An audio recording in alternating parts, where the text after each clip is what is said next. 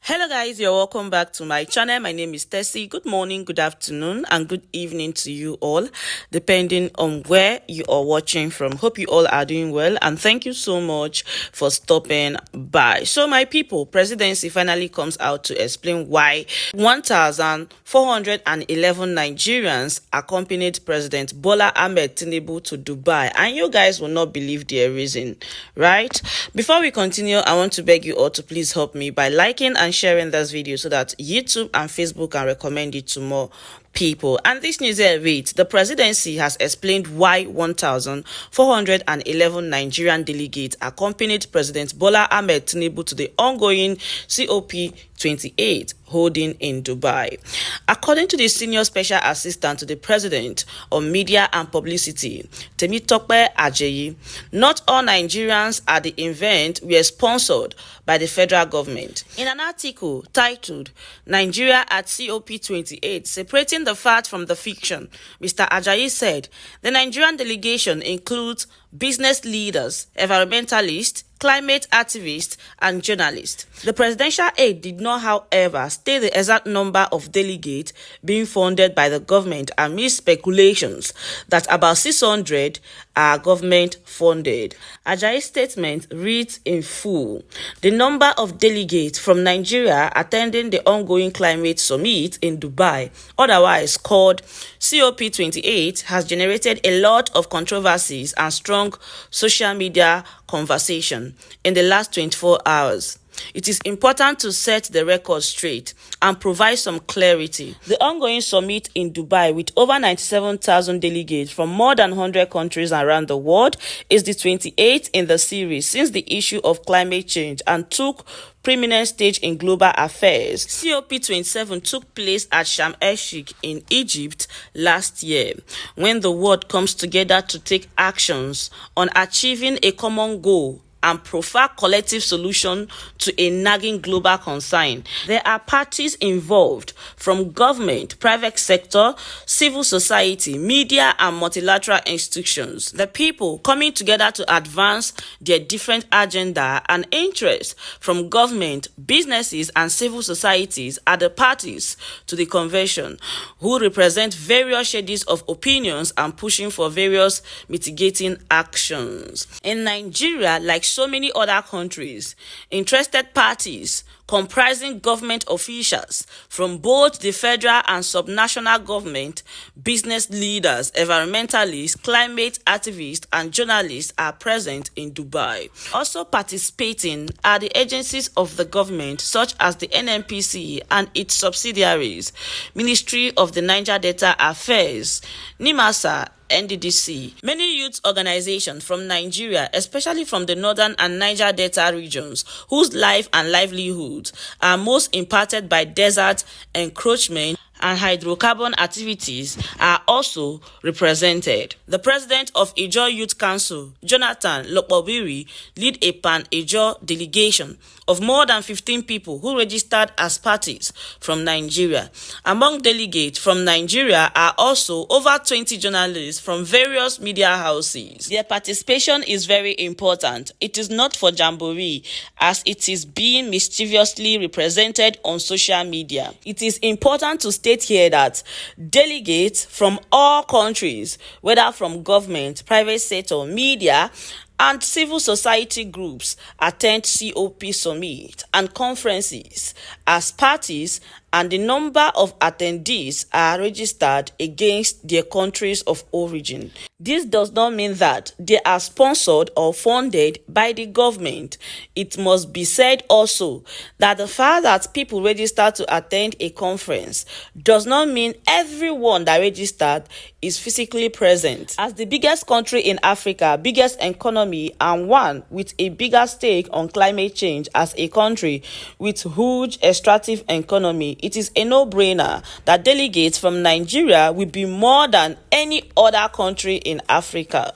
Among the delegates from Nigeria are UBA Chairman Tony Elumelu, Abdul Samadu Rabiu, chairman of UBA Group, and other billionaires whose businesses are promoting sustainability and climate actions through their philanthropists. These businessmen and women and their staff who came with them to promote their own business interests are part of the 1,411 delegates from Nigeria. Their trip to Dubai is not funded by the federal government. United Nations Climate Summit, by its very nature, commands attendance of big names from across the world, statesmen and women, politicians, lawmakers, corporate titans, journalists and activists, etc., who promote big global agenda. So people attend the summit for many reasons, and because climate issue is the biggest global issue of the moment, it is not surprising that over 97,000 people, including Prime Minister Narendra Modi of India, King Charles of United Kingdom, Prime Minister of Netherlands Mark Rutte, US Vice President Kamala Harris, U.S. Special Envoy on Climate Change and former Secretary of State John Kerry, President Bola Ahmed Tinubu, United Nations Secretary General Antonio Guterres, World Bank President Ajay Banga, International Monetary Fund President Kristalina Georgieva, World Trade Organization Director General Ngozi Okonjo-Iweala, African Development Bank President Akiwumi Adesina, former U.S. President and Nobel Peace Prize winner A.I. Gure, and almost 100 heads of state and government converged on Dubai for COP28. It is the first of its kind in the history of the summit because of the importance of climate change to the global well-being. After the opening and national statement by heads of state, which began from November 30th, when the summit opened, and up to Saturday, December 2nd, 2023, the real work of COP28, which are the technical sections and negotiations, financing, etc., will begin from Monday, December 4th, till December 12th, where agreement will be reached on many proposals for consideration and ratification by the parties. Those with sufficient understanding and knowledge on climate matters know that issues around the subject have layers and multiplicity of factors and require experts from various fields. They are lining up technical sections on financing climate actions at subnational levels, regions and local governments. State governors from Nigeria, such as Governor Babajide Sanwo-Olu of Lagos, Dapo Abiodun of Ogun, Umo Eno of Akwa Ibom, have been really busy with their officials at COP28, making presentations, speaking at the panel sections and pitching some of their sustainability projects to development partners and investors. Multi-faced stakeholders from different countries, including Nigeria, are on ground in Dubai because they don't want decisions that will affect them to be taken without pushing their own agenda. It is the reason delegates from China and Brazil are over 3,000 respectively. China is one of the world's biggest polluters, and Brazil is at the center of the global climate debate with her Amazon rainforest. These two countries knows important decisions that will affect them will be taken, and they have to move everything to be fully on ground and ensure they are fully represented by their best brains at every level of discussion and delegation. Like former President Muhammadu Buhari and other African leaders who demanded fair deal and climate justice for Africa at previous UN climate summit. President Tinubu is leading the charge at COP28 on behalf of Nigeria and the rest of the continent, demanding from the West that any climate decision and action must be fair and just to Africa and Nigeria in particular, especially the debate around energy transition. President Tinubu has been unequivocal in his position that Africa that is battling problem of poverty, security, and struggling to provide education and healthcare to her people cannot be told to abandon its major source of income, which is mostly from the extractive industries, without the West providing the funding and investment in alternative and clean energy sources. President Tinubu and other officials on the federal government delegation are in Dubai for serious business, not for jamboree.